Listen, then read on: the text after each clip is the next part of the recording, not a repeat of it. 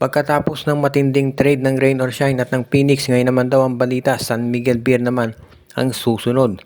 At mukhang ang kakausapin na raw nitong San Miguel Beermen ay itong Blackwater Bossing. At base dun sa mga lumalabas na balita, no, baka daw itong si Dalf Panopio or di kaya naman baka yung first round draft pick ng Blackwater ang kukunin nitong San Miguel Beermen. Ito sa dalawang nabanggit, most likely daw itong si Panopio talaga makuha nila dahil yung first round draft pick ng Blackwater para sa darating na draft ay nasa NLEX na. So kung makakakuha na draft pick ang San Miguel, yun ay para pa doon sa next season sa 2028 na. So baka hindi na inintayin ng San Miguel Beermen. So malamang si Dalf Panopio ang kanilang kunin. At sa tingin ko naman, sulit yung makukuha nila to si Dalf Panopio dahil isa to sa mga mahuhusay pero underrated guards dito sa PBA. Kaya nga sa tingin ko, mukhang ito talaga yung player na pwede nilang ma-acquire. Pero bukod dito sa Blackwater Bossing, meron din tayong na babalitaan na baka ito raw San Miguel Beermen ay magka-interest din na makuha naman itong player nitong Phoenix Fuel Masters na si Tyler Teo o di kaya naman, ayon pa dun sa mga reports, no, baka daw itong si Aaron Black ng Meralco Bulls o si Jason Brickman. So maraming tinitignan pala itong mga San Miguel Beermen na mga pupwedeng teams na makausap nila, no?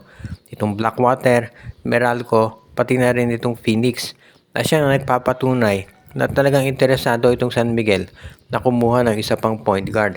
Kaya nga itong mga trades na nabanggit, no, most likely ang pinakamadali diyang ma-acquire nila sa tingin ko itong sa Phoenix o kaya naman itong sa Blackwater. Yung sa Meralco medyo mahirap dahil syempre MVP group yan at hindi yan basta-basta pakakawalan itong si Jason Brickman. So tignan natin kung sino sa tatlo makakasundo ng SMB. Napag-uusapan natin itong MVP teams, no? Ito raw NLEX Road Warriors ngayon ay hindi interesadong i-trade si Robert Bolick. Ang balita kasi interesado raw ang TNT na makuha to si Bolick kapalit ni Rain ng Batak. Pero hindi na pumayag itong si Coach Jimmy Alapag at ayaw niyang i-trade ito si Bolick, lalo na at ang ganda ng nilalaro ngayon nitong NLEX Road Warriors. So mukhang itong si Bolick at itong si Shawnee Winston ang magiging 1-2 punch ng NLEX Road Warriors at syempre pati na rin yung kanilang import. So iyan yung tinitignan mabuti nitong NLEX Road Warriors. Alam natin na itong NLEX ngayon ay 3-0 pero ang sabi nga nila, ilang beses na nating nakita itong NLEX na maganda mag-umpisa. Nung last conference nga, diba sila number 1 seed pero natalo sa TNT na number 8. So ngayon, ito raw line-up ng NLEX Road Warriors, tinitignan namang mabuti para masiguro nila na hindi na ito mauulit. At talagang kapag sila ay nag-number 1 seed ngayon, ay magpapatuloy na to at makakakuha na sila ng kampyonato. Kaya nga mukhang seryoso raw talaga ito si Coach Jimmy Alapag dito sa plano niya na gawing isang legitimate championship team ang NLEX at sinabi nga mismo ni Robert Bolick, sila lang talaga ang PBA team na makapagsasabi na mayroong NBA caliber coach. Kaya naman talagang sa tingin ko, yan ang dahilan kung ba't ngayon very confident at masaya itong NLEX Road Warriors dito sa tinatakbo ng kanilang kupunan.